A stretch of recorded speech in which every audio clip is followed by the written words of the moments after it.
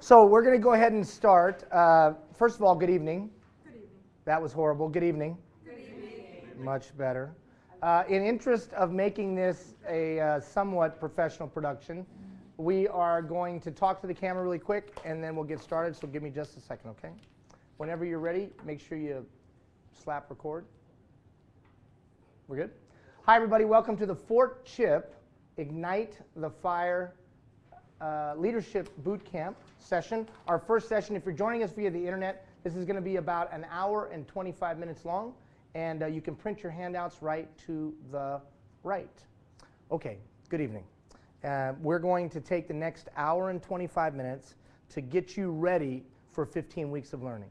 So that was the point of this evening. First of all, let's give Doreen and her staff a round of applause for setting up supper. Thank you very much. And in a moment, we'll have all of you introduce yourselves, although some of you may know each other, but obviously I don't. If you didn't have a chance to go online and print off your name placard, can you hold that up for me, Marion? Little name placard. Your first assignment is how do you fold that properly. But some of you have done an excellent job. And can we thank Marion and her team here for allowing us to be at Keanu College and you being here to open everything up. Big round of applause. Thank you very much. This program is a program of the Regional Municipality of Wood Buffalo, and they've partnered with my organization to deliver this. As I said in the foyer earlier, it's a program that's being offered to you at no cost. But there is a price that we would expect you to pay. And that price is that you take the information, the tools, and hopefully the insight that not only that you gain from those of us involved in organizing, but from each other. You take those tools and you go and make your community a better place to live. So although it is free, it is not free. There is an expectation. How did the program come to be? The program came out of a number of dialogues that we had around what would it take to build a thriving community? What are the keys to building a thriving community in the 21st century? And if you do an exploration, as I have done, all across North America and frankly all around the world, what you'll find is it always boils down to leadership. It always comes down to leadership. But today it isn't just the formal leaders.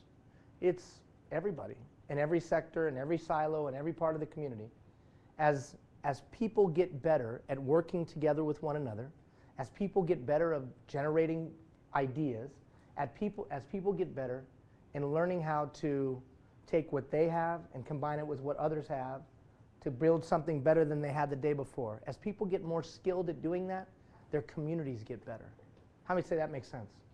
Yeah, it's basic fundamental logic. The challenge is that you live a busy, hectic,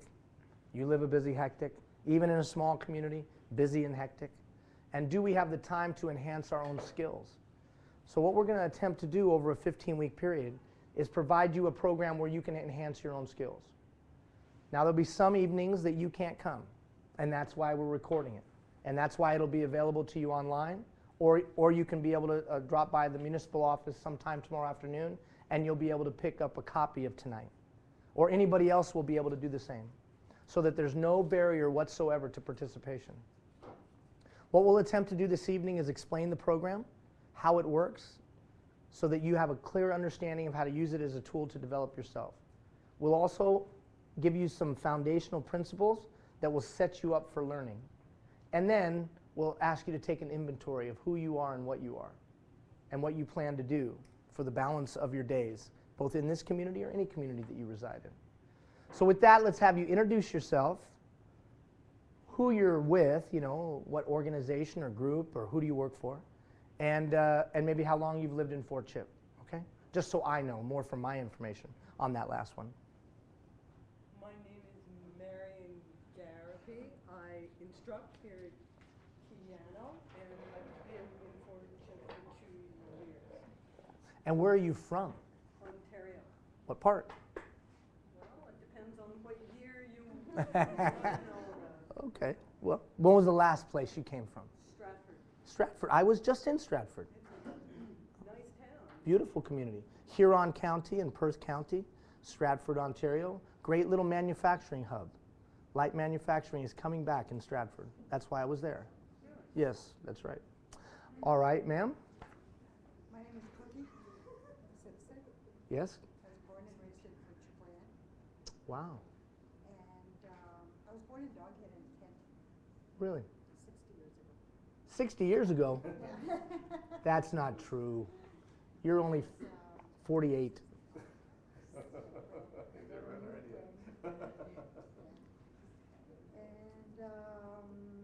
And I work with the I'm a Mikisew First Nation member, but I work for the Mikisew.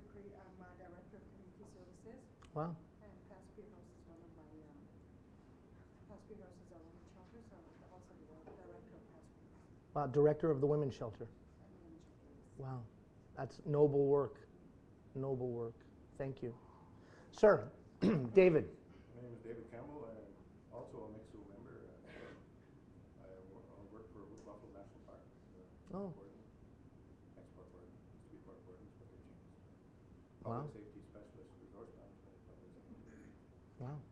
Working for the Park Service. Yeah. That's awesome. How many years?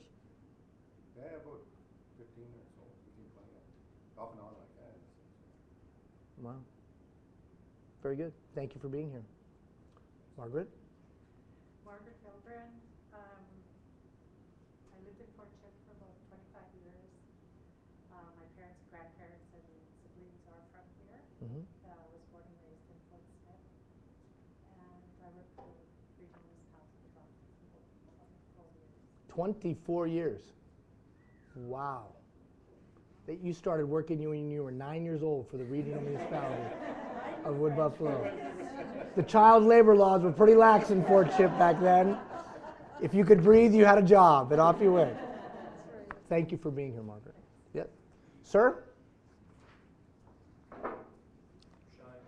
Tell everybody. Yeah. Liar. But anyways, go ahead. I'm Rod Plank. I'm the detachment commander at the local RCB office here. And how long have you been here? Here. A year. And you're from Saskatchewan originally? Very good. And where was your previous assignment before coming here? I've done 5 posts in 10 years. Wow. Fort McMurray, Breton, Innisfail, Sled Lake. I was at Sled Lake During the fire. Wow. Difficult. Thank you for being here tonight. Yes, ma'am. Anna Wiley, I'm with RCP. Been with them for 5.5 years, 6 years. I grew up here, moved away when I was a teenager. Went to school in Edmonton with my mom. Came back, hooked up with the local guy. Fort McMurray. Why does every story start with hooked up with a local guy? Did that story end well? Oh yes. Oh, good. Still married after 24 years. Oh my God. Yeah. But moved back home from Fort McMurray and have been home here since. Well, Sam was 1 when we moved home, I believe. And he's 21, so 20 years. Wow. Very, very good. Thank you for coming. Yes? My name is Megan Anton. I work with the RMWB at the New Center. I've been there roughly 14 months, and I lived in Chip for 12 years.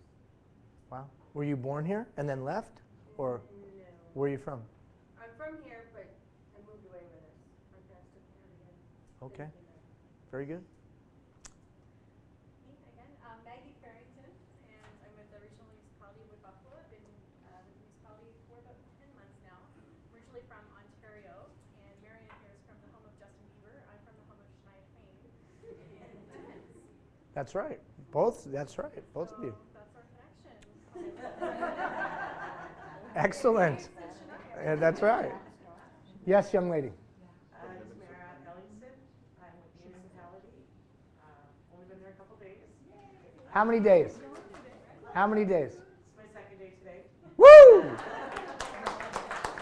I don't know if you knew that every 5 days you get supper, like tonight. So just every 5 days you get supper. It's excellent. I like Dana.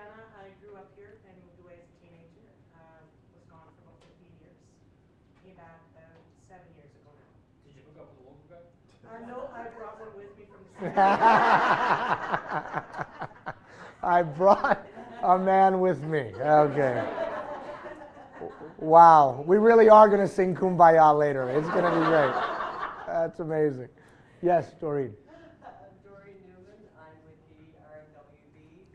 I work in the Fort Chip office with Margaret and my new buddy here, Tamara. I've known Tamara for quite a while though, since I've been here. I've been in Fort Chip now almost 6 years. Came here originally with the Northwest Company. My husband is retiring from the Northwest Company at the end of this week. Woo! All right. And I'm originally from Newfoundland, home of Harrogate. But I picked up a guy on the way. And brought him here, and we will be married 30 years this summer. Wow, very good. Thank you. That's amazing. Connie? I am Connie Voisier. I work for the band Athabasca Chippewa First Nation. I'm the housing manager. I just recently moved back. I left when I was 19 to go to college and moved back here 4 years ago with my children and starting over. Very good. Thank you for being here tonight. Yes? Hi, my name is Tanya Dashkowitz. I'm originally from Edmonton, but I've been in Fort Chip 28 years now. Wow. And I take care of my mother. I'm an adult care, but I sit on a lot of boards, so that's why I'm here today. And that's about it. Thank you for being here. Yes? I'm with the museum, Lady Angela, also with the number, and work along with Oliver, so makes it interesting. And you know, I have to tell you, I went to the museum, and I have talked about my time in the museum, which any of you that have gone to the museum know that that's not a 5-minute experience. You thought it was going to be a 5-minute experience? And if Oliver, you're watching, then Oliver comes, and it's not a 5-minute experience. But at the beginning of that, what you realize all of a sudden, this is not going to be a 5-minute experience. At the beginning, you're like, how am I going to get out of this experience? But then when you're done with the experience, you're thankful for the experience. And it blew me away looking at the maps, looking at all of it. You know, you hear about it in history, but then to see it and talk it and feel it and be there, you realize that the human capacity, people's ability to make something happen when they set their mind to something, when people set their mind to achieving something or accomplishing something, and then the goods and bads when people set their minds to something, because not always is it good, right? How many of you agree with that? So the whole thing unfolded with me as I stood in that room. And I've relayed that story a number of times now across the country of how it impacted me, of how good and bad the human endeavor impacts. And very powerful, very powerful. Yeah, and in the heritage of people, of a people, and of people, and how different cultures and different nations and different heritages either collide or converge, how they can either come together or split apart. I just stood there. I was like, wow. And it all unfolded in that little space of your museum. So thank you, because it really impacted me in a significant way. And frankly, one of the reasons that I agreed to come and be a part of this was because of that experience. And it was very powerful for me personally. So thank you. Oh yeah, because I don't want to get 5 minutes turned into an hour and a half again. So tell Oliver I'm good. If he sees the chubby brown man get off the plane, he's already been to the museum. He's good. He's good, Oliver. Let him go. Right. So we all know Ross, I think, right? Yeah. Ross, just tell us this. How long have you been here in the Region Municipality? 3.5 years.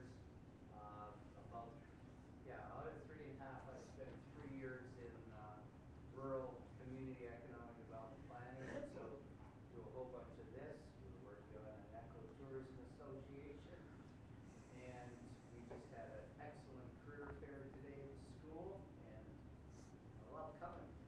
Very good.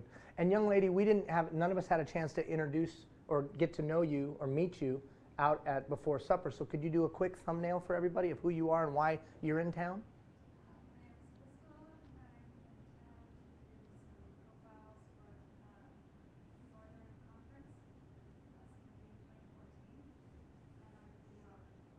Very good. Thank you.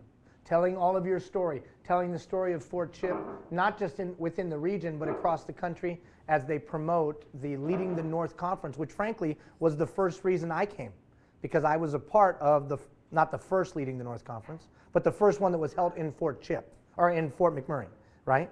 So I was a part of that along with Peter Mansbridge and the founder of Greenpeace and some others, and that was my first exposure to your area, and it was a profound experience for me. So. Sadir, just tell us how long you've been here. We heard who you are, but how long have you been? 2 years Sunday, 22. And before you were with the city of Winnipeg? No, Yeah. actually, prior to that, I was with But, and okay. Crystal, by the way, is also one of our colleagues, musical colleagues in communications. Very good. Thank you. And young lady, you told us who you were, but how long have you physically worked for the region? I've been with the municipality over 4 years in September. Wow, very good. And Megan, how about you? Born and raised in McMurray, South Fort Chip. My dad almost moved us up here once. He was a forest officer with SRD, and there was a ranger position that was vacant, so we almost came up here, but my mom had some reservations. I don't know why we were allowed to live here. And I've been with the municipality for 3 years. Very good. Yeah. And Brian is a pilot for McMurray Aviation, and you make this Fort Chip run quite a bit? Yeah, in the wintertime it's about once a day, but in the summer it's up to 4 or 5 times a day. And then how long have you been a pilot? Tell me a long time, please. At least 3 weeks. Because, you know, as that question was coming out of my head, I looked at you and I thought, this guy's a kid, man. He's going to tell me he's been flying for about 8 months, right? But how long have you been flying? Since you were 16. Wow. You're 17 now, right? And how long have you been flying this flight back and forth? About 2 years. 2 years. Okay. Very, very good. And you lived in Chip this summer, you were saying. Did you live here this summer? Good for you. Everybody know him? Does everybody know him? Yeah, very good. So you're a known entity around here, okay, buddy? Yeah. All right, so I thank all of you for coming.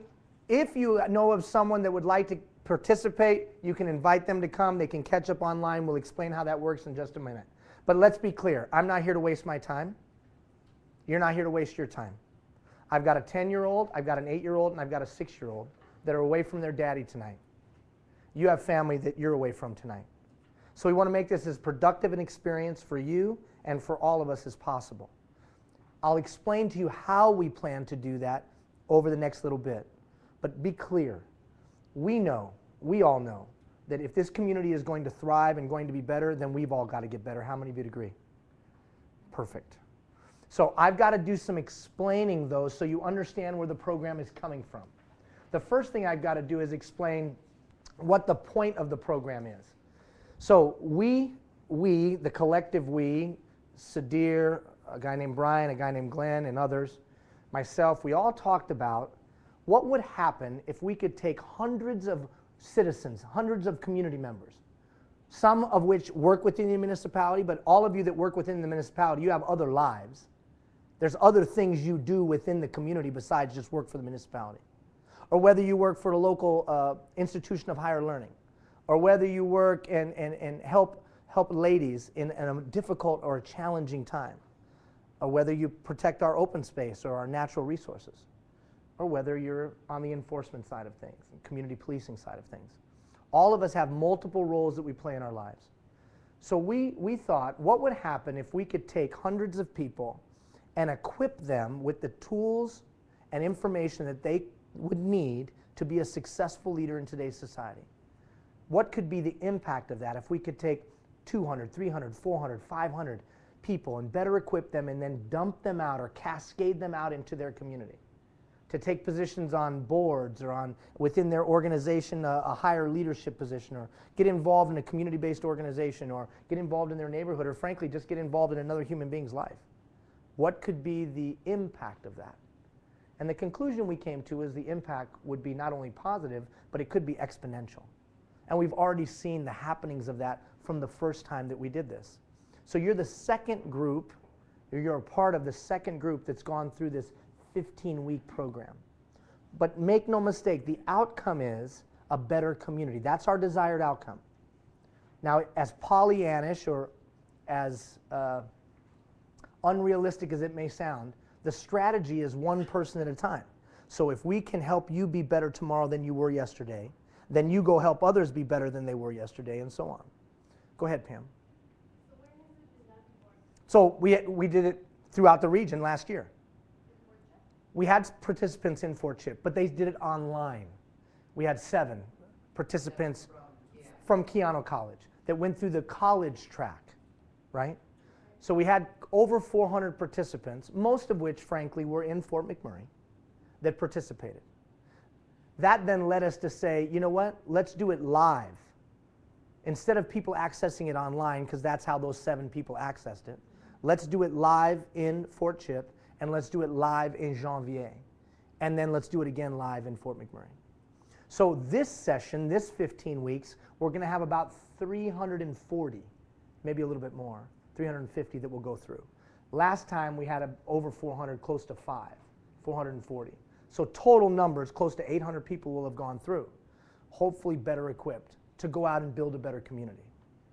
My involvement comes out of my belief that you have an opportunity to do something special in this region. From bottom to top, you have an opportunity to do something special.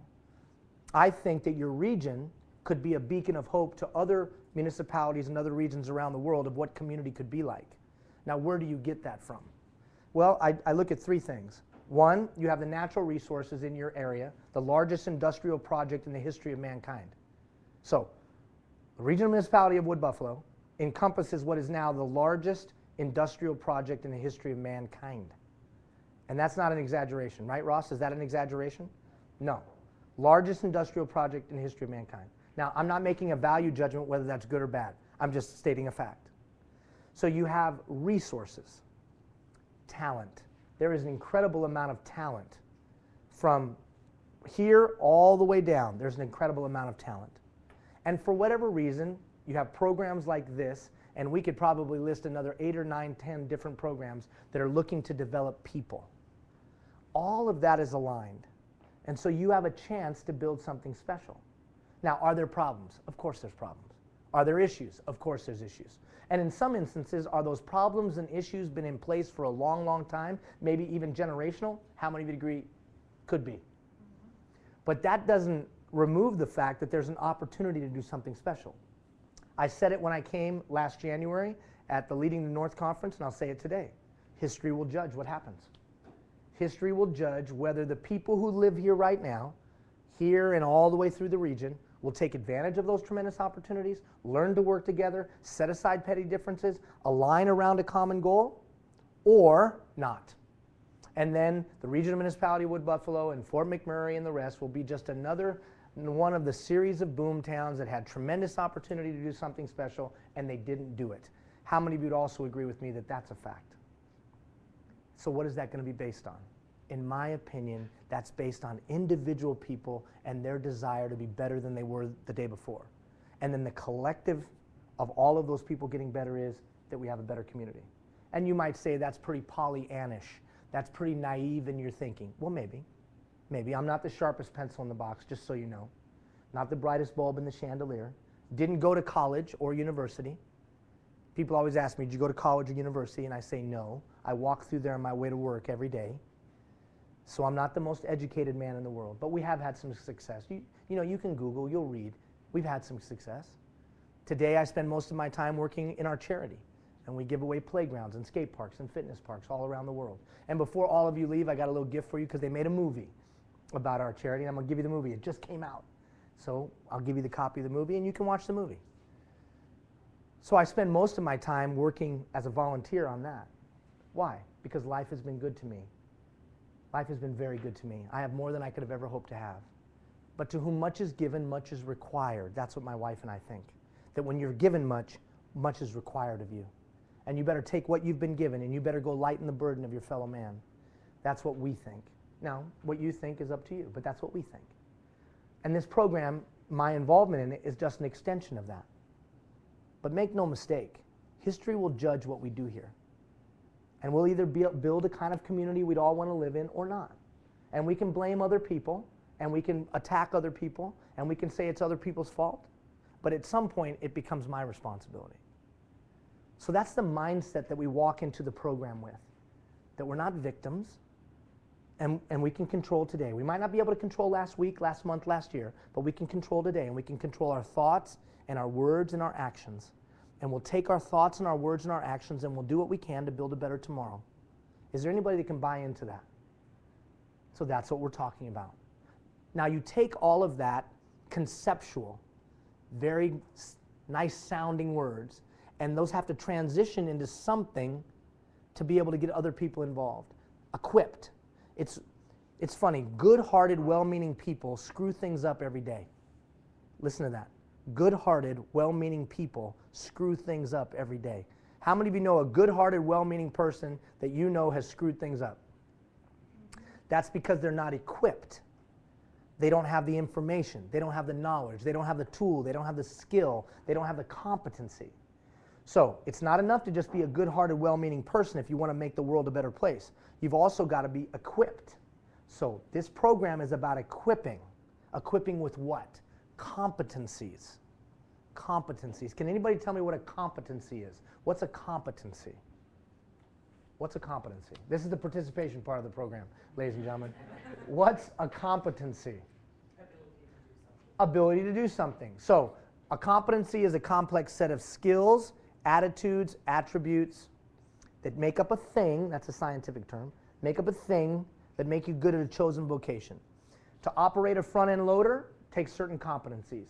To be a jewel cutter takes certain competencies. To be a successful hockey player takes certain competencies. To be a successful entertainer, you guys were talking about entertainers, certain competencies. To get things done in a community and to lead other people takes certain competencies. This 15 weeks is about how do I get other people and lead them. And I would suggest to you it's different than it has been in the past, and we'll talk about that. So the competencies to lead other people in the past, maybe an autocratic leader, you'll do what I say and you'll shut your mouth. How many of you have ever been led by somebody like that?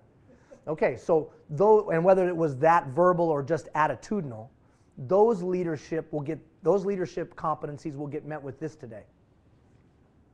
Oh yeah? How many of you have ever seen this before right here? Oh yeah? I ain't doing that. And fact is, I'm going to do everything I can to work against you for the next 8 hours. How many of you ever dealt with that? Okay, so we know that it takes different kind of competencies. So we're going to work for the next 15 weeks to try to present new competencies to you, the competencies that will be successful today, to get things done in a community, to lead others, and then work to instill them in you. Most of you have gone to workshops, you've read books, and you've listened to tapes. And you go back to your life and nothing changes. How many of you have ever done that? That's because there's not a model in place to help you change. Here's the funny thing. When you come to something like this, within 7 to 10 days, the information is gone. 7 to 10 days, the information is gone.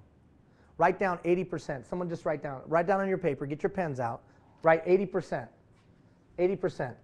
80% of your behavior, oh, wow, we need lighter, dry boards. And holy cow, that thing weighs a lot of weight, Sudhir. That's heavy. Holy crap. So 80%. So one of the reasons that, and we need a pen in for Chip. There are markers on the windowsill, brand new ones. Oh, you're good. You're awesome. Okay, so write down 80%. Now here's what that represents.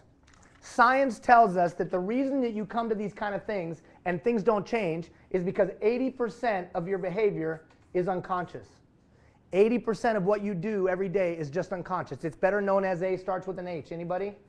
Habit. Habit. It's just a habit. So young lady, even as young as you are, you have some habits. When you get to be my age, you got some habits. How many of you know an old man that's got habits? Well, we already know you do, brother, okay? I don't even know you. I ain't married to you, but I know you got some habits. How many of you know he's got some habits? And we saw many of those on display already tonight.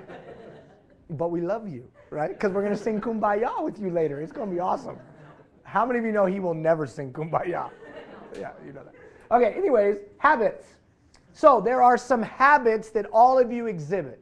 And life, goods and bads, right and wrongs, parents, spouses, uncles, aunts, teachers, coaches, first boss, last boss, whatever, all contributed to you becoming the person that you are today.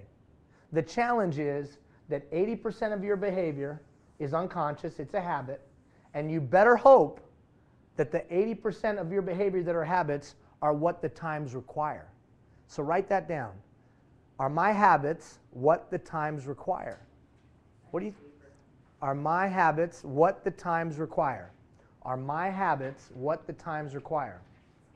What do you think I mean by that? Are my habits what the times require? What does that mean? Are my habits what the times require?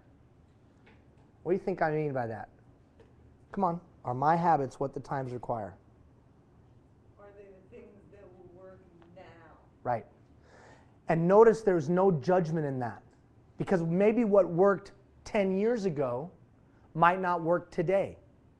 And how many of you would agree that what's going to work 10 years from now probably will be different than now?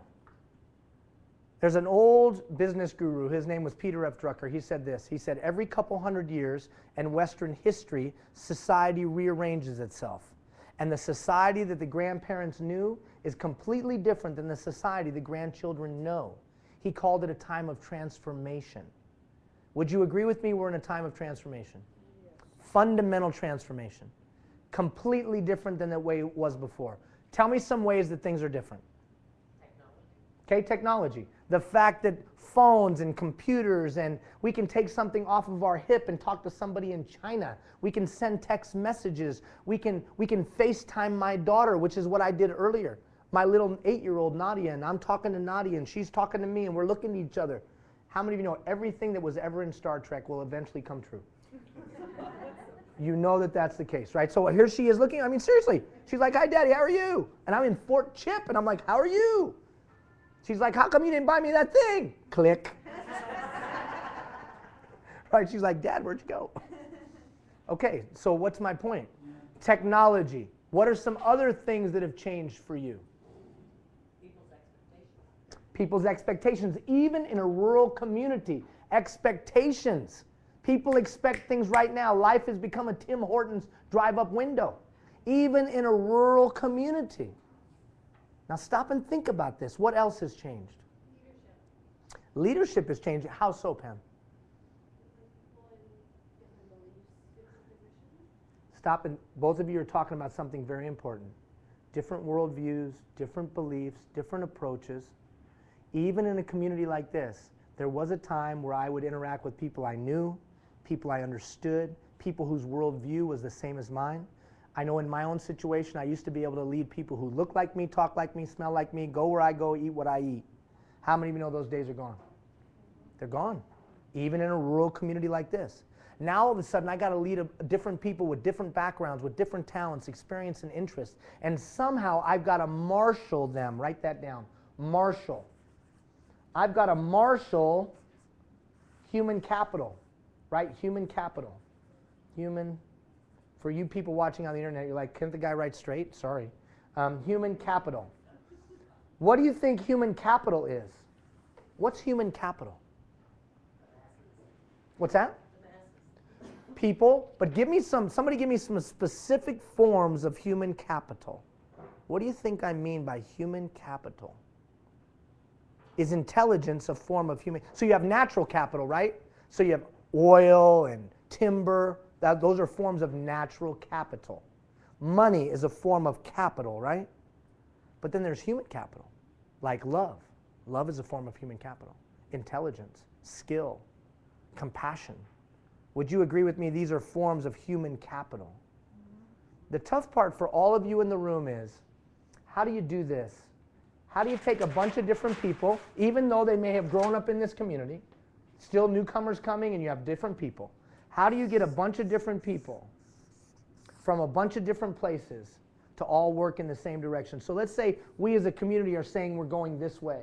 But usually what happens in the community is this. How many of you can relate to what I'm drawing right now? This is where we say we want the community to go, but within that community, we got a bunch of different talents, experience, and interests. Marshaling human capital, the leader of today without authority, because many of you don't have authority over the people that you need to get to move in the right direction.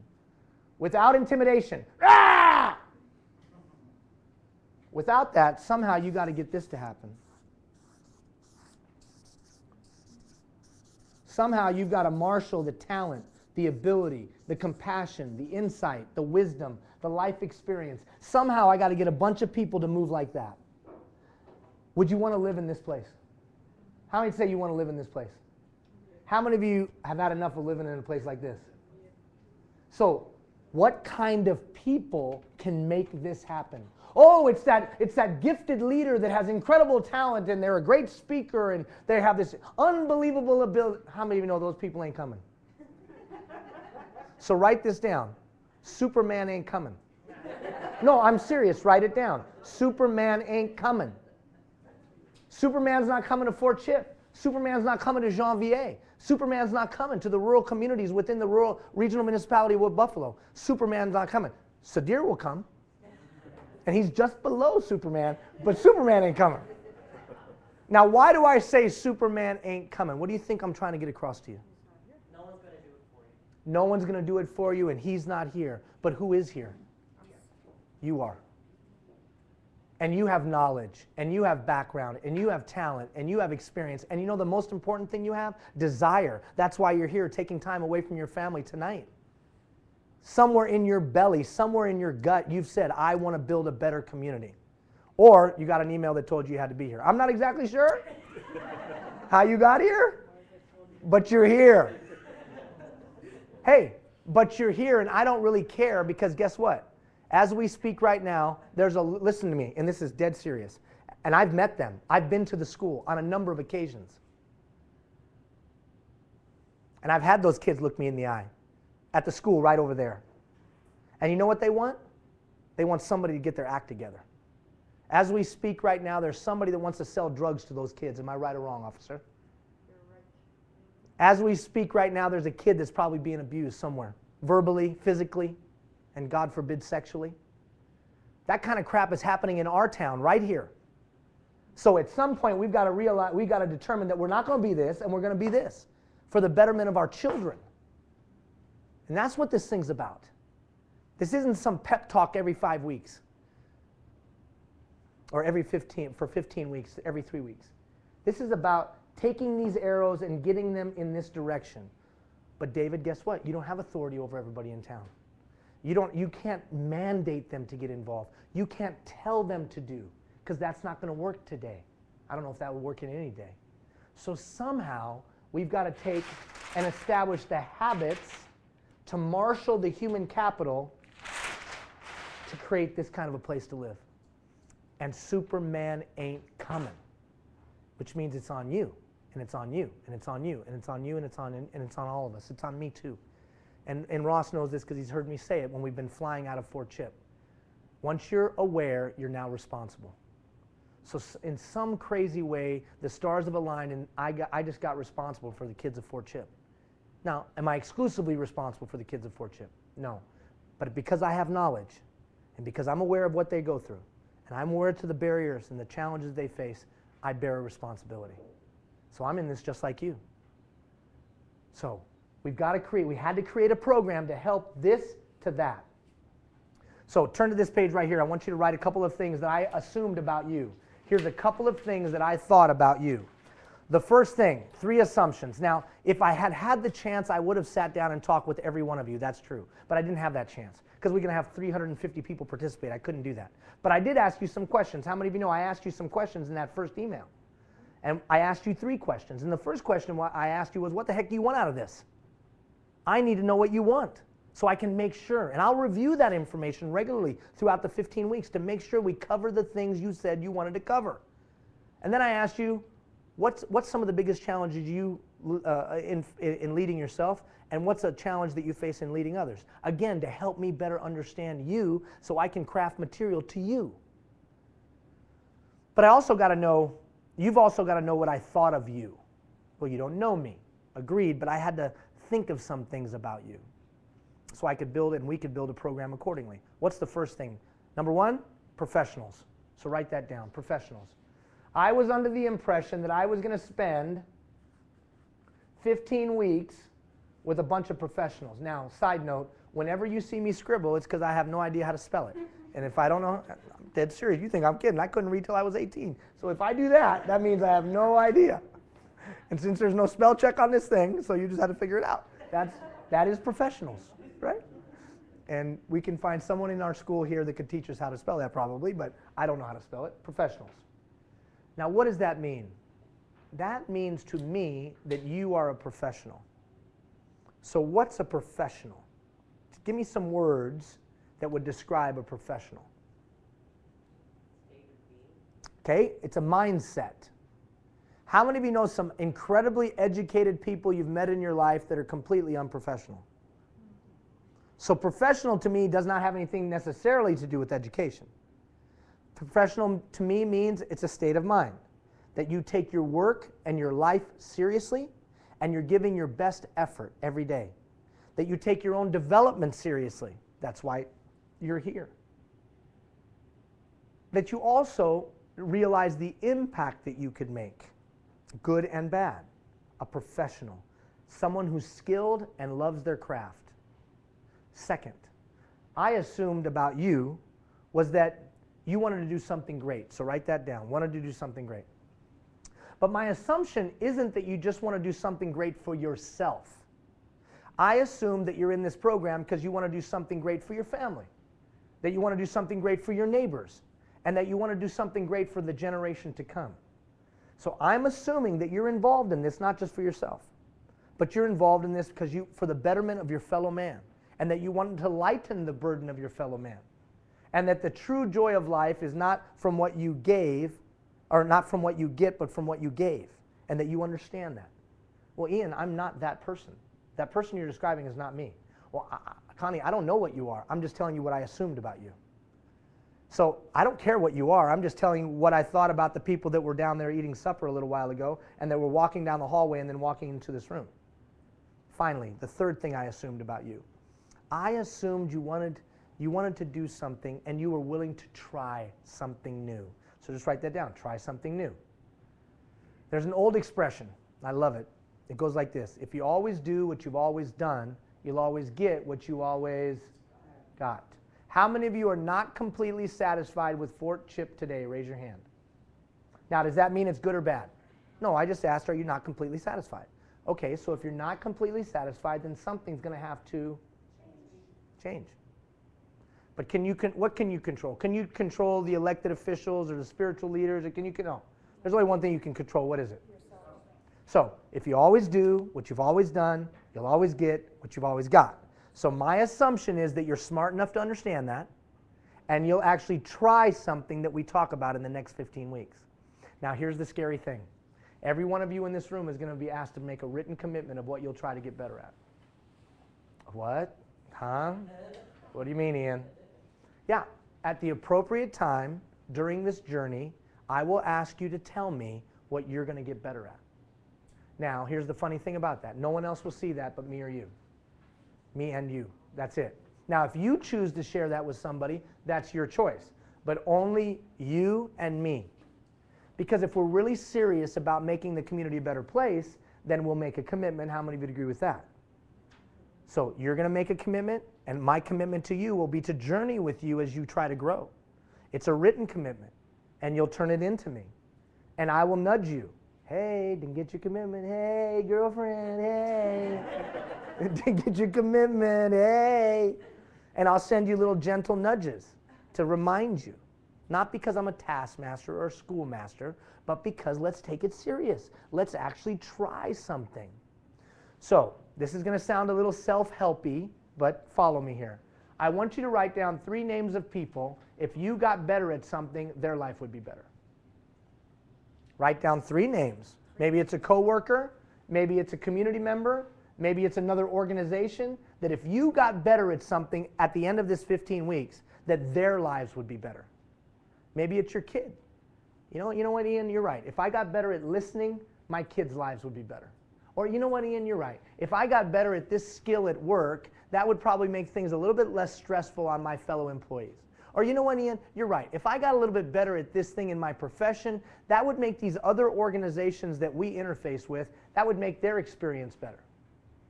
Now, some of you right now are saying this. You know what? My boss should be here. Because my boss needs this class. Because my boss doesn't know what the hell he's doing. You know, my boss. Yeah. Dana, You're not allowed to look at your boss. Your boss is here. Everyone knows who runs the office. That's right. We know what? We know that, brother. We know that.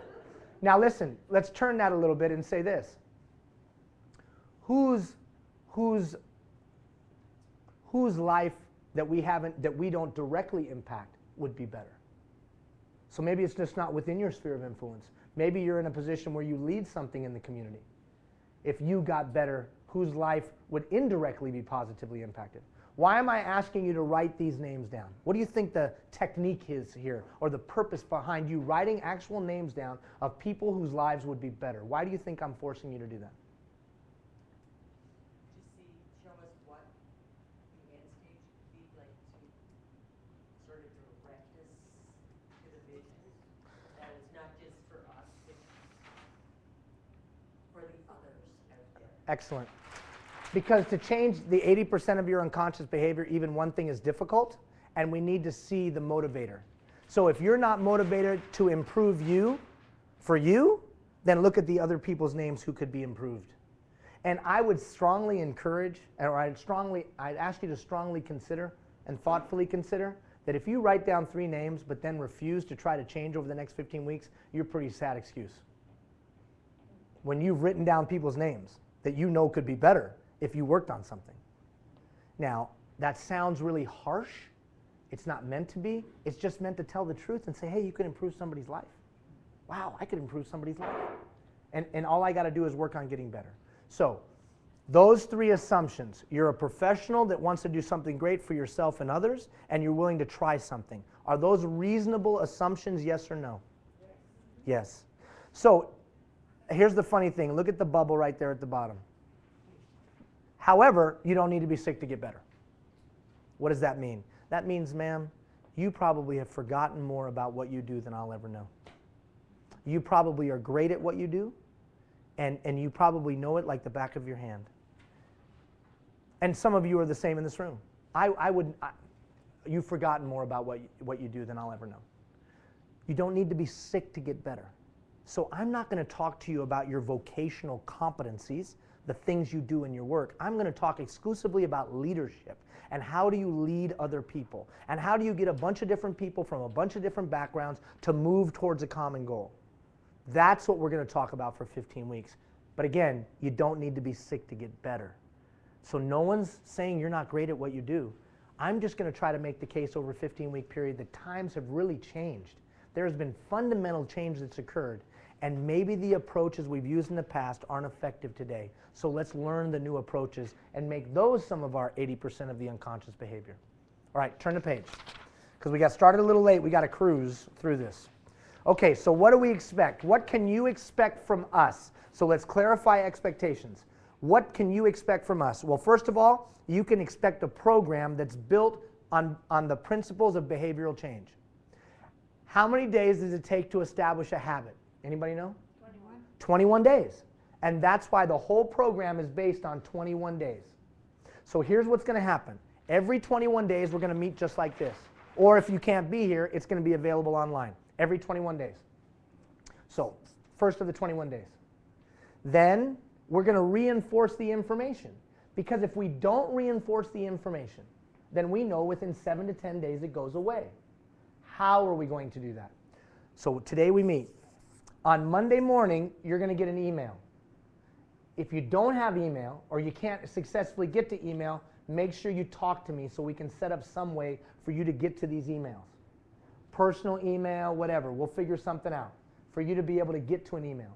Because on Monday morning, we're going to take the information that we talk about tonight, and we're going to be able to begin to reinforce that over a 21-day period.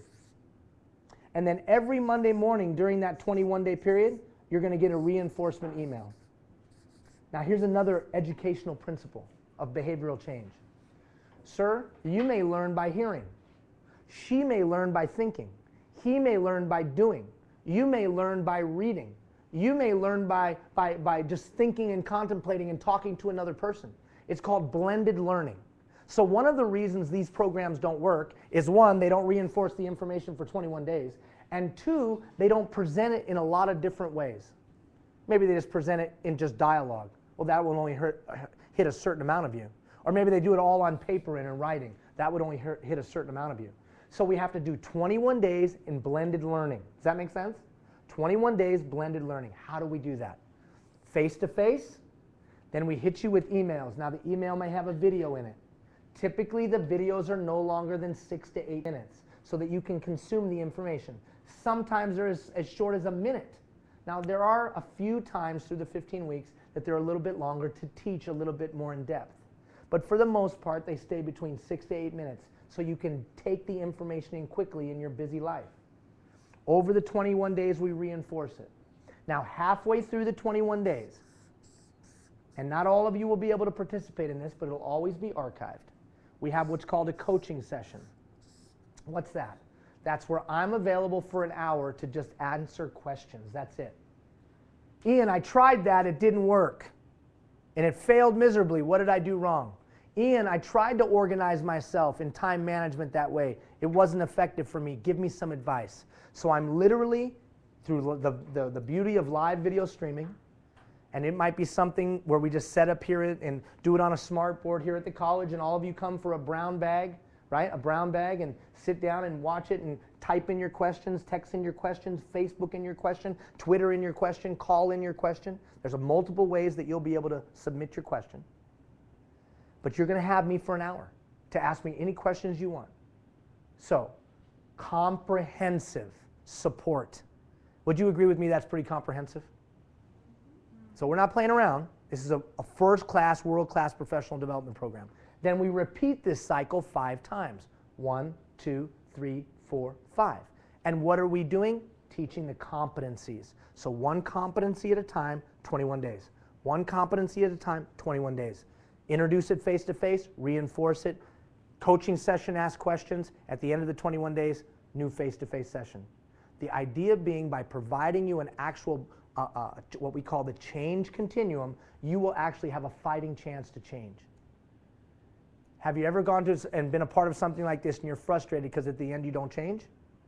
So from now on, before you enter any program, say to them, what is your process for changing?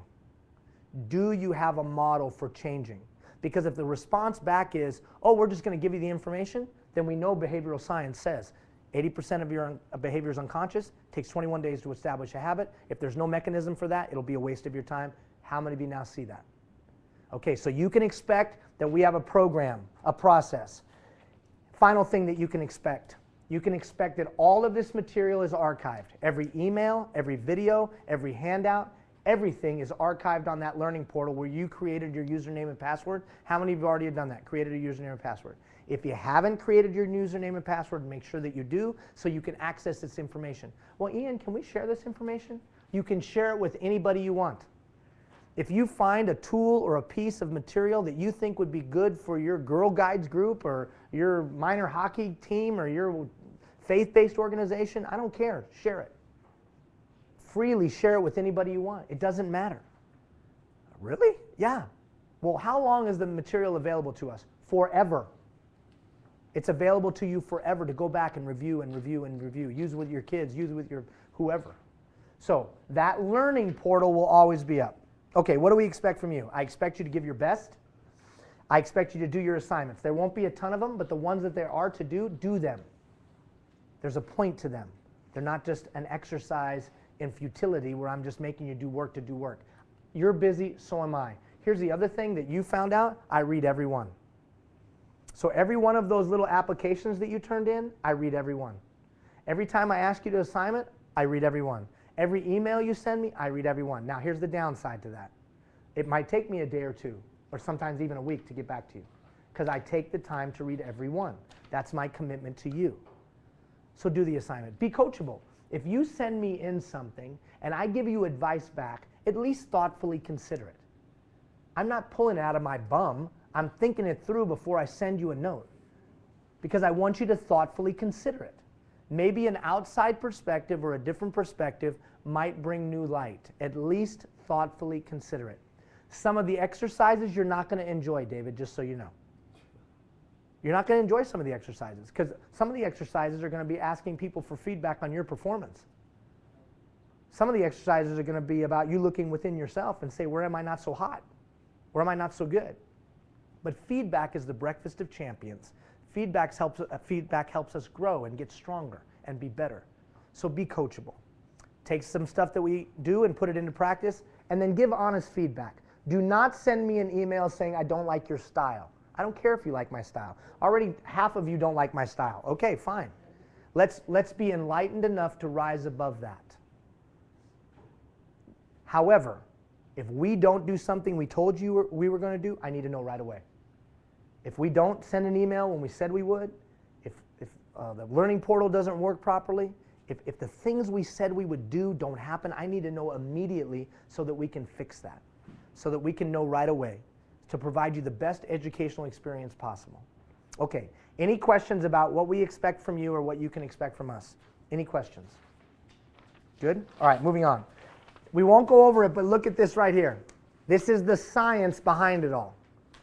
This is the science. You can take a look at this. You can walk through it and look at it so that you understand how change happens, so that if you want to, Megan, if you want to implement change someday, you'll know the basic information that needs to be in place for you to successfully implement change. Later, when we talk about being an agent of change during that 3-week period, we'll give you some very tangible ways to implement change within your organization or implement change within a community. Very tangible, proven ways to do that, okay? But for now, just start to read this. All right, turn the page. Okay. Nothing that we'll talk about in the 15 weeks hasn't been said before. What? No new revelations? You're not some guru? No, because there's nothing new under the sun. The content of leadership hasn't changed for 2,000 years. What do you mean? Treat people the way they want to be treated. Work hard. Don't ask other people to do something you wouldn't do. Listen to people. Treat people with dignity and respect. Would you agree with me? Those basics will be in place 2,000 years from now, yes or no? It's the context that we lead in. You gave me some examples. You said, hey, Ian, technology has changed things. But let's really delve into that. Let's talk about how technology and today's world has really changed things. Write in some white space, user-driven. Just write down user-driven. User-driven. When we were at the school, over here, right? Ross and I. How many kids had smartphones in that classroom, in the classrooms we were in? About 80%. 80% of the kids had smartphones. How many would say that's pretty accurate? A lot of the kids had smartphones. Maybe not every kid, but a lot of them. And on those smartphones, what are they able to do? They can do just about anything. We are in a user-driven society. They can post on Facebook. They can upload a video. User-driven. What does that mean? That means for the first time, at least in my lifetime and probably the history of mankind, the individual drives the process. Even in Fort Chip, if I wanted to order and go online and order something specifically the way I want it, could I? Never before. It used to be that institutions told us. Take, for example, entertainment. There was a time, and some of you in this room know the time, where if we wanted to watch something on TV, we had to organize our whole lives around watching that thing on TV, if we had a TV to watch. We had to organize our whole life to watch that certain show on a certain day at a certain time. Today, when can I watch the show? I can not only watch it any time I want, I can watch it anywhere I want, and I can watch it on any platform I want. In most communities, not necessarily Fort Chip. There was a time when the bank told me when I could get my money. If you have any money, I can get it 24 hours a day, right? Heck, I can email money between people now. Yes or no? Yes. Again, who's driving the process? The user.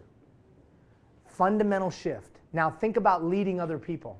So now you come to another human being and you try to tell them what to do, when every other institution that they interface with in life lets them have a say. So you wonder why they cross their arms and like, I ain't doing that. Now they may do what you ask because they have to pay their mortgage or they have to pay their bills. But there's a difference between them doing what you say wholeheartedly and enthusiastically and them begrudgingly doing it. Yes or no? The conflict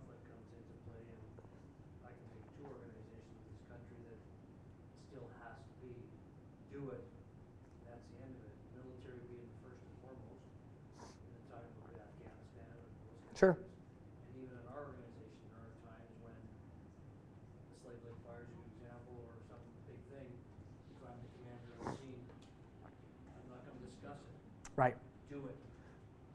So let's talk about that, because that's an excellent point. That's a direct conflict with some of the young people's way of thinking. I would suggest to you, and all of us in this room, and we're going to actually talk about what he just said, there is a time and place for what I call the boss method of motivation. You will do what I tell you to do because I am the boss. But in today's day and age, that's going to go over a lot better if I've built a trusting relationship with people.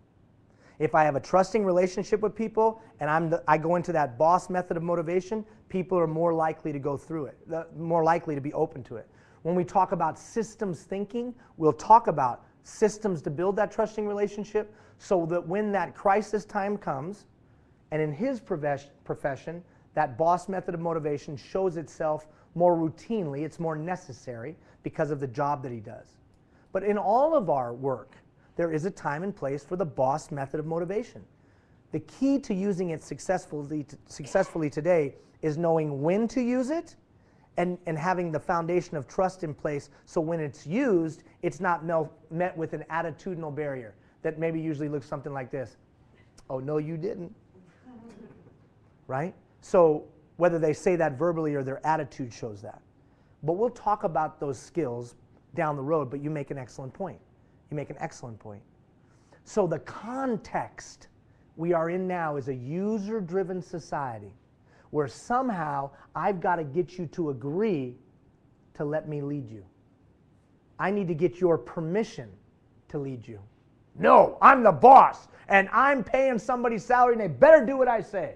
That will not fly. Those days are gone. Would you also agree with me that when we hear a title, we're not as impressed anymore? We're not as impressed anymore. Titles don't mean anything anymore. You know what means something? Influence that comes from trust. When I trust you, I'll let you influence me. When I trust you, I'll listen to what you say. When I trust you, I'll take action on your words. If I don't trust you, I might not. So the content of leadership hasn't changed. Treat people with dignity and respect. Work hard. Don't ask people to do what you wouldn't do.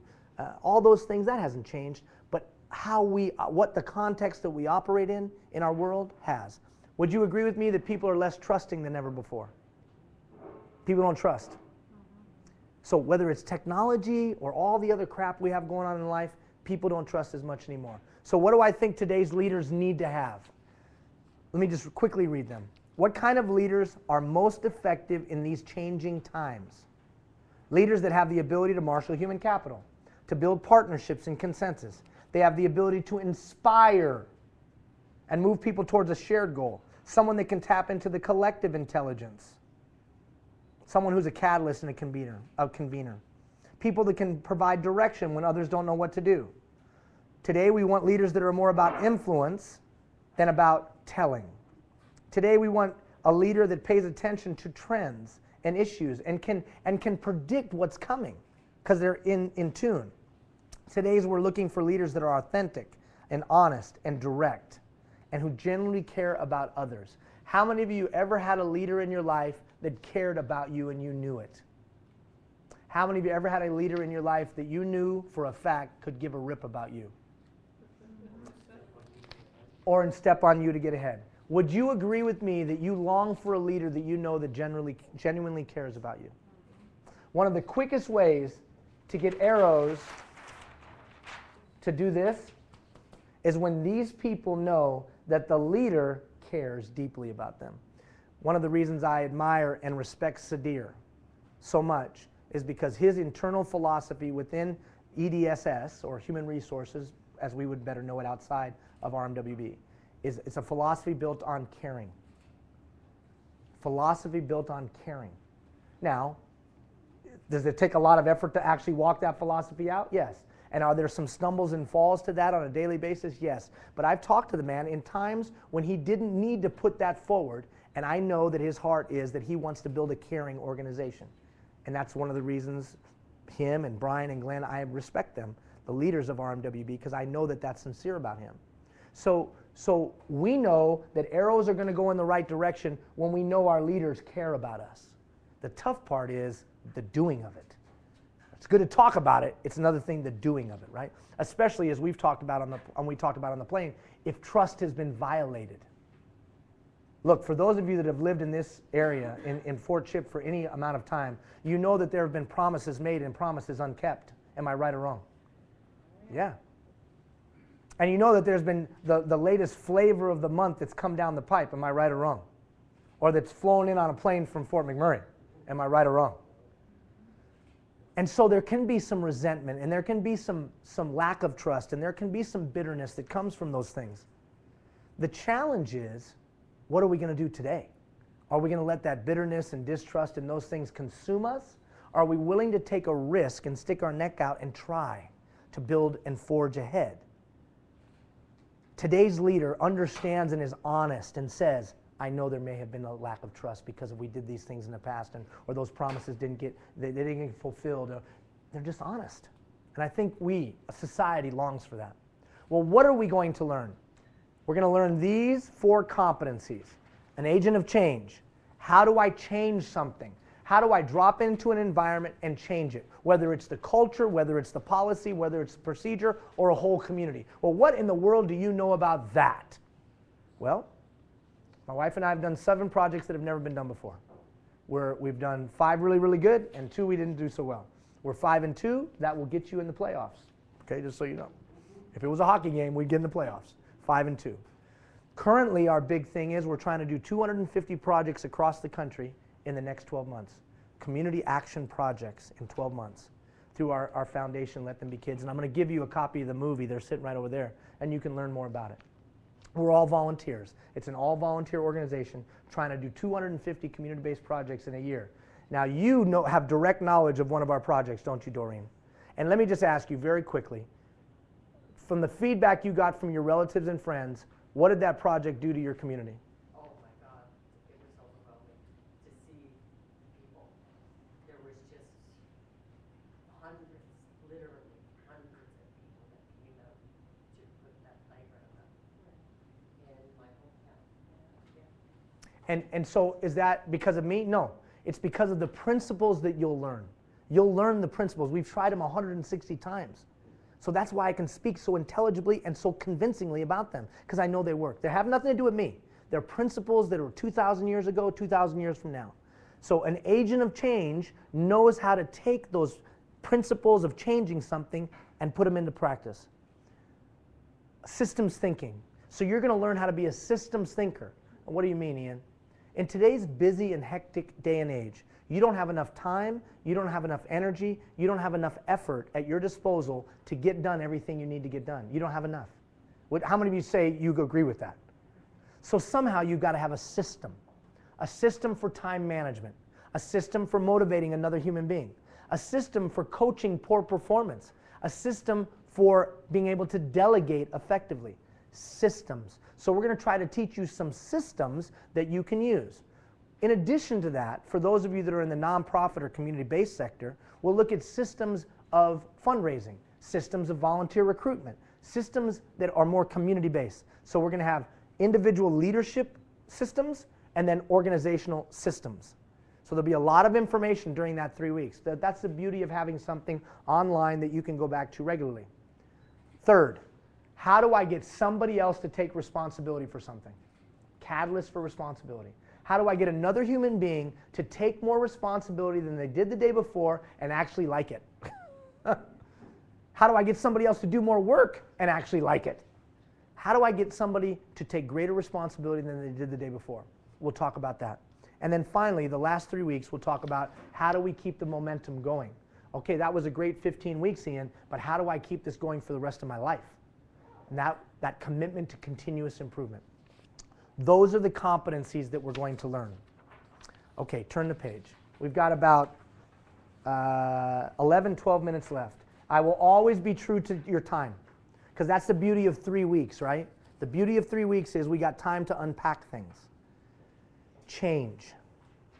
How many of you would say you're not excited always about change? Raise your hand if you're not excited about change. Okay.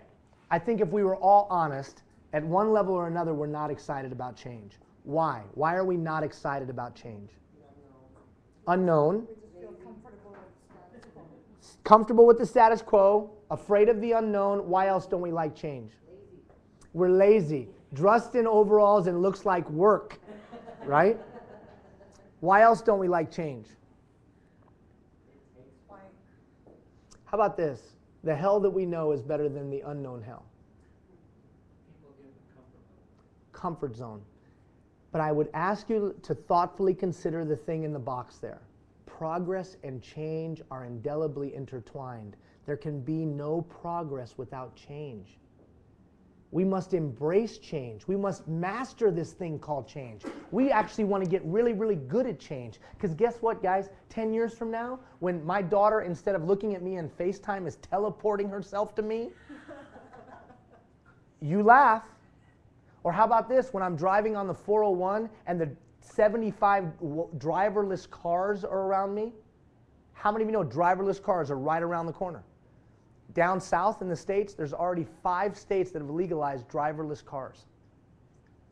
So you don't think things are rapidly changing and that change is just going to accelerate? The person that's good at changing, will make it. There's some of you in the room that have held on to, I'm going to fight to keep things the same. You're a fool.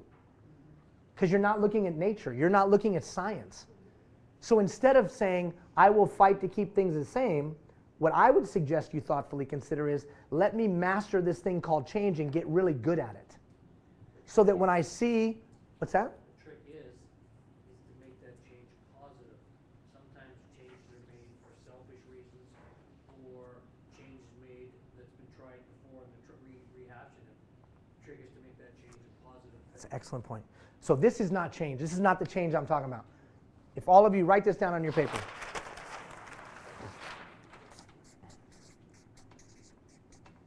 Write that down. It's exactly what you're talking about. What does that equal? Without going to your smartphone, what does that equal? 10. You Newfoundlanders, my goodness. Listen. I want to run right into the municipality office now. Okay, now look. So our good friend Ron brings up an excellent point, and this is a point you got to take in because he brings up an excellent point. We all sit in the meetings and do this. 2 plus 4 plus 3 plus 1. What's the answer? 10. But we all walk out of the meeting doing this. Oh, that was a great meeting. Good job. That'll be a good change. Well done. Way to go. That's awesome. We just had a big meeting and we just rearranged everything, but we're going to get the exact same damn answer. Change is change. Something in the equation must change. So for you, as you go out of here and over the next 3 weeks, what I'm going to try to get you to do is look introspectively within yourself and try to embrace this thing called change. The main reason that you don't embrace this thing called change is because you don't have a process for it. In other words, if somebody points out a deficiency in your life, you're not really sure how to get from here to there. You know you got to get better at it, but you don't know how to get from here to there. Or there's a new skill you know you got to acquire, but you're not exactly sure how to acquire it. You don't know how to assimilate it into your life. So we're going to give you a process for changing, a tried and true process. Where did it come from? Failure, extreme and deep failure on my part. Business failure, moral failure, every failure you can imagine I had. And I knew I needed to change. So we went and did as much research as we possibly could about how to change something. That, on Monday morning, the email that you're going to get on Monday morning is going to walk you through this, a process for changing. It's simple, it's easy, it's called the change continuum. I can't possibly say to David, hey David, how old are you, sir? 35? You're 35? Yes, 35. Very good. He's like, yes, I am 35. Thank you for noticing, Ian. Thank you. You're very astute. So David's been alive for 35 years. I can't possibly say to him, oh, hey, you've been alive for 35 years. 80% of your behavior is a certain way. Now the world changed, schwang, and now there's some new ways you need to do things. Oh, do me a favor, change overnight. But isn't that what the world asks of us? Or our boss asks of us, or our spouse asks of us, or the community asks for us? So instead, we're going to say this, okay, the world changed, I'm doing things a certain way, the world changed, I've got to have a way to, I have to have a process, a system that I can follow that actually gives me a fighting chance to change. So I would say to you, the reason that people don't change is because they don't have a way to.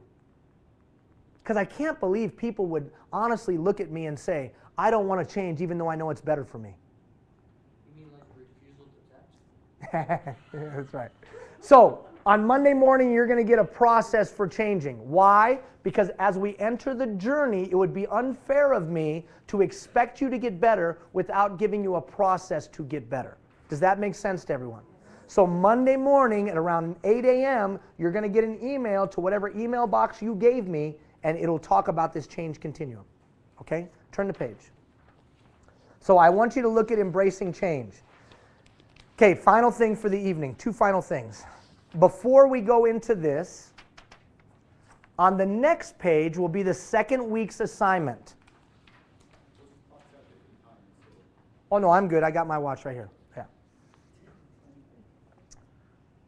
The 2nd week's assignment will be an introspection. Well, Ian, you still haven't told us why tonight is called Ignite the Fire. That's kind of goofy. Well, ignite the fire. What does that even what does that mean? There's a law of motion that's called inertia. And the law of motion called inertia says that something in place tends to stay in place.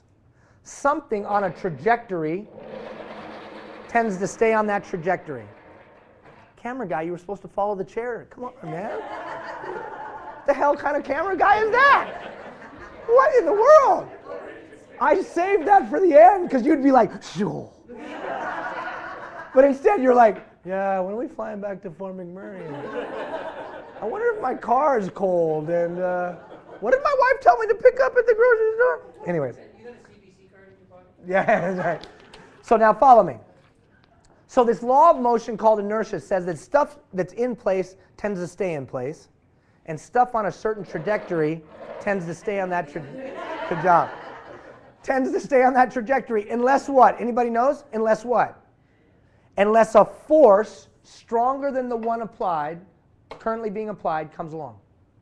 No better image of that than the space shuttle down in the States. It expends about 87% of its energy in the first 3 minutes. Your life, there's inertia. What do you mean? I don't know, it's just what we do around here. That's an example of inertia. I don't know, that's just what we do around here. Would you agree with me there's inertia in play in Fort Chip? Yeah. The only way we're going to overcome inertia is we have to apply a force greater than the one being applied today. But we're going to start with you. Well, what do you mean, Ian? So these exercises that I'm going to give you over this 3-week period are for you to look within yourself to begin that inertia. So not next week, but the following week, the exercise I'm going to give you is called, it's called a leadership history survey. 12 questions that I'm going to ask you to answer.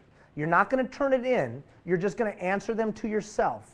And I'll send you a little video that explains. Now, what do you mean leadership history survey? I don't get it. There are 12 questions that make you look back to move forward. They're going to ask you questions about your family. Going to ask you questions about your first boss. Ask you questions about your last boss. Ask you questions about your best boss, worst boss. Ask you questions about people that you grew up with and the impact that they made. Or maybe a teacher or a coach or someone else. How did you become the person you are today? Before we can move forward, we got to look back and see where that 80% of unconscious behavior came from. Would you agree that's probably a good exercise? So we're going to look, now it's not a judgment, bad, right, good, wrong, whatever. It's just, it is. How did I become? Why do I sit in certain meetings and some people talk and the hair goes up on the back of my head? Or why do I sit in other meetings and gravitate to certain kinds of people? And why is it that somebody walks in a room and I automatically am not for it? I'm not against that person, but to something. It probably comes from the past. So it would be, I think, prudent to look at that. Then the last exercise, I'm going to actually do an exercise around your personality and your style, but we'll get to that. Okay. Come back to this page right here. Because before you can go on any journey, you have to take an inventory. What's an inventory? We've got about 4.5 minutes. What's an inventory? Somebody tell me what an inventory is. A list of items. So I want you to take an inventory of who you are. Now let me be clear. I do not care what your spouse has said who you are. I do not care what your mama said who you are. I don't care what the teacher said who you are. I don't even care what the little voice in your head says who you are. I want to do a quick exploration of what science says who you are. Well, that's foolish talking, and why would it's kind of namby-pamby. Why would we even talk about that? Because David, if you're going to go make a world a better place to live, you better understand the resources and tools you have within you. And if you're going to make the world a better place to live, I think it's important to know the resources and tools you have within you. So I think this exploration is worthy because it reminds us of who we are as human beings. I'm silly enough and dumb enough to believe we can defeat the drug dealer. I believe we can defeat the pedophile. I believe we can defeat the drugs and the alcohol and the abuse and the neglect and the poverty and ignorance. I still believe that at 47 years of age. Now, I don't know what you believe, but I'm going to tell you what science says about you, just really quickly. Can you see? Does the sun rise or fall without your witness? No, for the majority of us, we can see. We have 100 million receptors that have been placed in our eyes that help us to see the magic of a leaf, that help us to see another human being jump and run or laugh, or that help us to see the look of love. If you have the capacity to see, then you have something very, very special. Think about that. 100 million receptors in your eyes. Are you deaf? No, for most of you in the room you could hear. Although last night when I was coming here, I sat next to a young man who was on his way back from Afghanistan. A young man who sat next to me from Fort McMurray, who he lost 2/3 of his intestines, and he lost the hearing in the ear, in one of his ears. He was a soldier who just got on his way back. He was on his way back. First time back to his home, Fort McMurray. And all I thought about was this young man. I didn't know his name, but you're going to help me find out who that kid is. Because you know what he said to me? I said, how do you feel? Are you angry? Oh, I'm not angry. But I mean, you can't hear. And he showed me how his hand, they had to sew his finger back on. I just asked him, why did you serve? And he said, I just believed in what we were doing. And I was trying to help the people of Afghanistan. I said, what are you going to do now? He goes, I'm going to go install installation in my dad's company. I said, how you feel about that? He said, it's going to be a lot safer than Afghanistan. So he can't hear, but you can. And you know what you can do with your hearing? You can hear the joy of laughter, but you can also hear somebody's pain. You can hear somebody's hurt and their anguish and their despair. Most of you in the room so far, I can tell you can speak. My little boy doesn't speak. His name's Kian. He's 6. He has a thing called autism. So he doesn't have the capacity to say a word. And when he does, it's not usually in some kind of sequence. He says a lot of words, but they aren't in a sequence or a sentence. It is very frustrating as an adult to be able to talk like most people can't. I can talk like most people can't, but have a little boy that can't speak. But you can speak. Unlike any other animal on God's earth, you can speak. And what can you do with that word? You can lift up someone who's despondent. You can encourage someone who wants to quit. You can say, I love you to someone who feels alone and ashamed.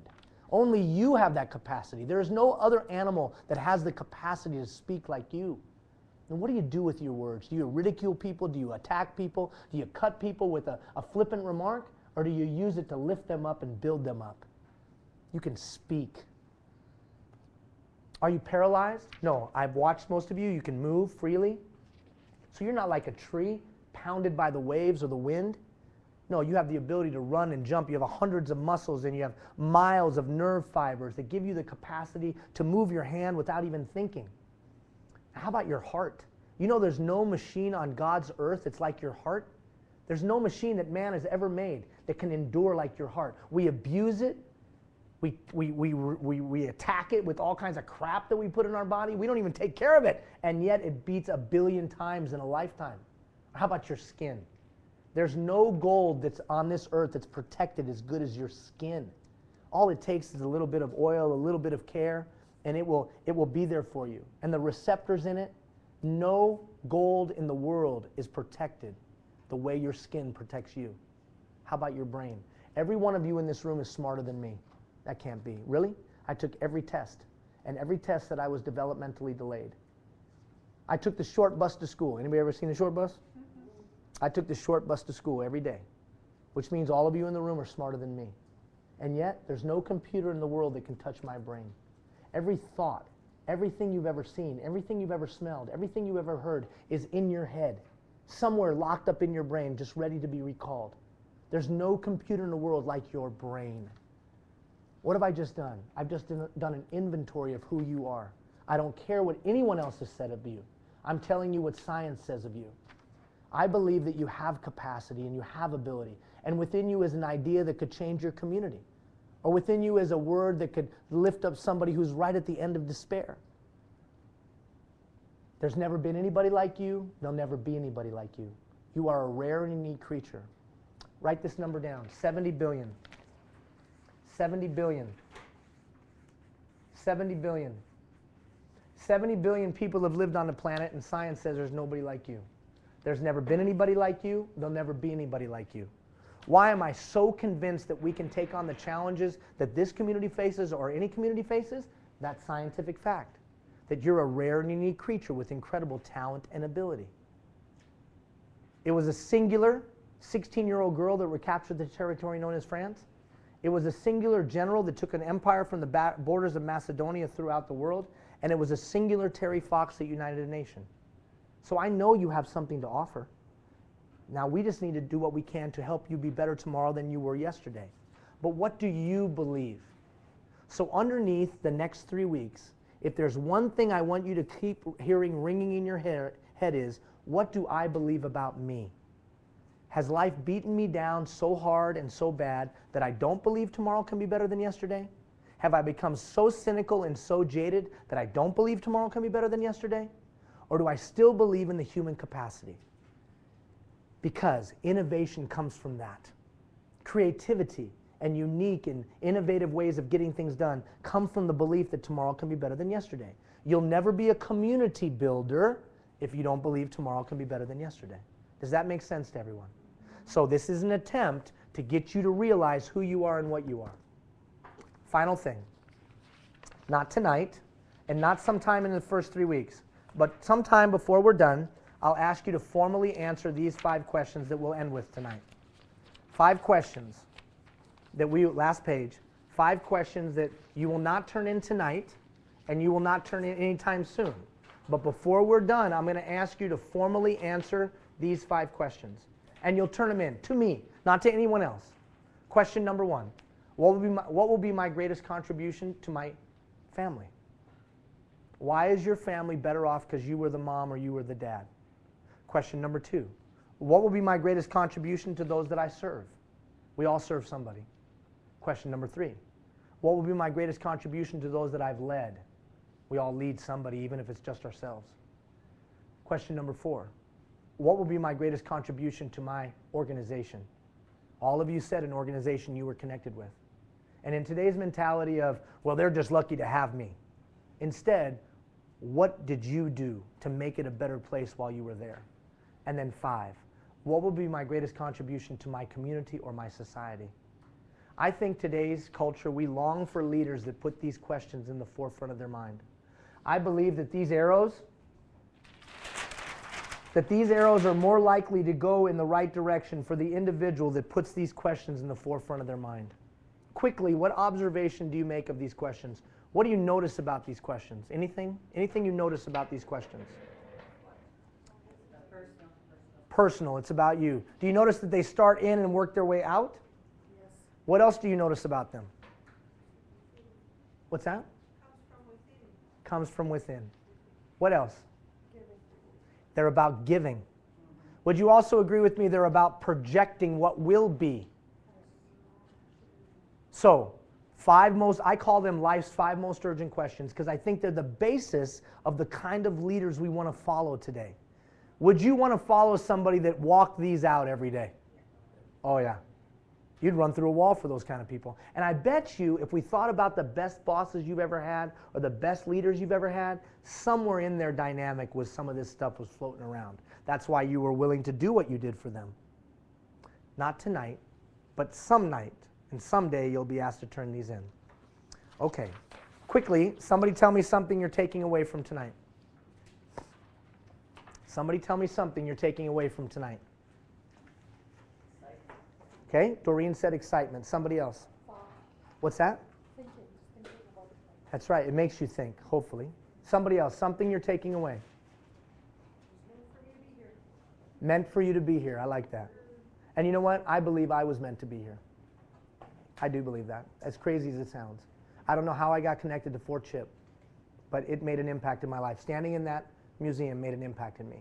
So, yeah, meant to be here. Somebody else. Hope. Cool. Somebody else, something you're taking away from today. Improve myself. So David said improve himself. Now the cool thing about this small group that we have is we're all going to journey together. That's cool. This isn't the 228 people that were in the community track in Fort McMurray. We got a nice learning group here. You live in a small community. You guys can do these things together. You can share with one another. You can bounce it off one another. I encourage you to do so. If there's other people that should be here tonight, reach out and personally invite them. They can get it online. Now, the learning portal is up. This will be online by tomorrow morning. The thumb drives, James is going to show Doreen how to do it. They'll be available by tomorrow afternoon. There'll be copies of tonight available by tomorrow for everybody, either online or thumb drive. So it's not too late for others to participate. Encourage people to join. Yes, Ross? People have to register. Please have them apply. Why? So I can get their email so I can send them the information. Monday morning at 8 a.m. you will get an email from me talking about the Change Continuum. How about your access to me? You can email me 24/7. You got a question, you got a thought, I'm here for you. I've committed myself to walk with you for 15 weeks, okay? All right, on your way out, I want to give you this DVD as a gift from my wife and I, and have a great evening. Again, a big round of applause for Keanu and Doreen for the food. Go home. And thank you, James. Yeah.